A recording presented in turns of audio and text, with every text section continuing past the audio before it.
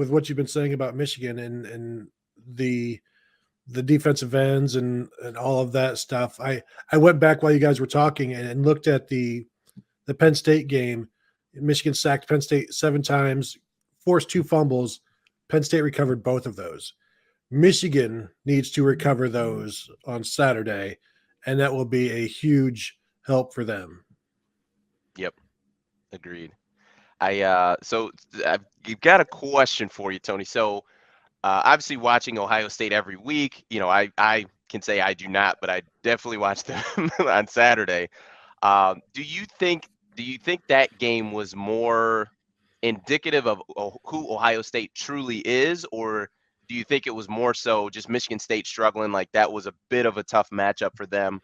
Like where do you feel like that performance, especially offensively, falls in regard to the scale of who they really are?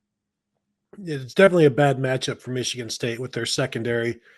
And to hear Ryan Day tell it on Thursday, Michigan State secondary was just sitting on routes, not respecting the deep stuff. And the receivers went back to tell Ryan Day, like, hey, the deep stuff is open if we want it. And he's like, okay, let's go do it. And for Michigan State's secondary to be so disrespectful like that, I think they kind of got what was coming to them. But is that the real Ohio State offense? I think that is the full potential Ohio State offense. But is the real Ohio State offense what we saw against Penn State and Nebraska? Is like, or is it in the middle somewhere? Because we've seen C.J. Stroud, the offense, relatively struggle against Penn State and Nebraska, where they don't look like we saw on Saturday. So I'm torn myself. I think they are more like this Michigan State game, but I'm not expecting that at all on Saturday.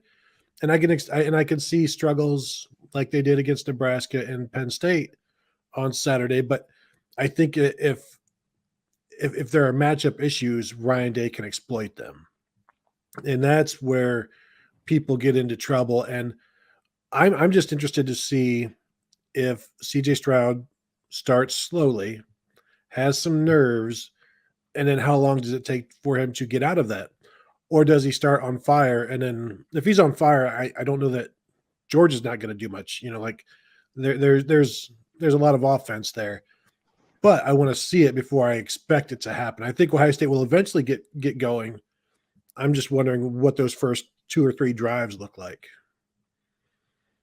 Yeah, it's funny because Mark and I talked about that before he got on too. Is just for Michigan, ideally you want to prolong the amount of time it takes Stroud to get rolling, and then also have a couple, long drives where you go up, 10 to 14 zip before he really gets rolling. Because, like I told Mark, and I'll say it again, as far as play calling, like Ryan Day is to me top 3 play caller in college football, and it's only a matter of time before he's gonna find, that matchup and exploit your defense. So it's I agree that it's just one of those things where you're either going to have to get to Stroud, or before he gets rolling, you kind of get to that point to where, Ohio State's offense is one dimensional, where, they're kind of trying to play catch up a little bit, which almost isn't a good thing either, because you probably don't want him throwing the ball that much, because of how explosive that offense is. So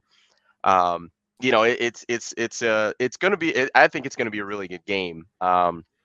To kind of flip to the defense a little bit, if you had to, pick one level of the defense, whether it's kind of the D line, linebackers, or the secondary, which one, and especially in this matchup in the game Saturday, would you have the most concerns about when it comes to, playing Michigan and their offense, just how they operate?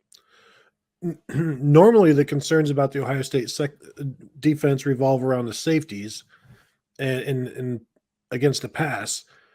But with Michigan's offense, like there's not a lot of downfield stuff, and Ohio State has good corners, so that issue almost takes care of itself. But that is still like the main issue. Although I think maybe in this one it's the linebackers defending the pass against Eric All, Donovan Edwards, Blake Corum, maybe Hassan Haskins, Luke Schoonmaker, like all of these different guys. So this is another one where it feels like Michigan State was a good matchup for Ohio State, what they do.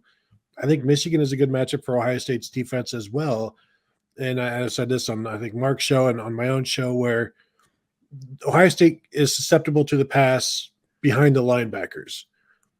Most of Cade McNamara's throws are in front of the linebackers, and if the linebackers are dropping back a little bit, where just a lot of short stuff. If Ohio State can tackle, that's fine. But really, where Ohio State's secondary has struggled has been a little bit more down the field behind the linebackers, with a quarterback who can stretch it a little bit. Deep stuff against one of the two safeties that will be playing, or one of the three safeties. Ohio State will play three safeties a lot. I don't know how much three safeties they'll play against Michigan, because I don't know that nickel is really what they will need, especially when Michigan will trot out three tight ends, and who else knows, an extra lineman or whatever. So I don't know that there's going to be a lot of the nickel look. But to answer your question, I think there are opportunities for Michigan to attack the safeties, but that's not really what they've done a lot of this year. So I think maybe for Michigan's purposes, the linebackers in coverage against the tight ends and the running backs might be something to watch.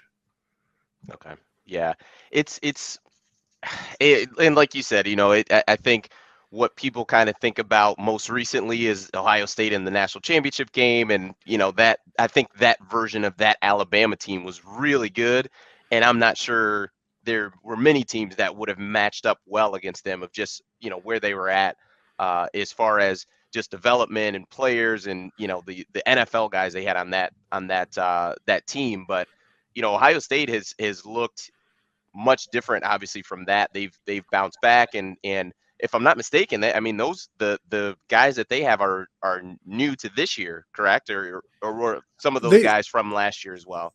Well, they've got a couple of new starters, and Steel Chambers, the linebacker, was a running back last year, and freshman corner and Denzel Burke.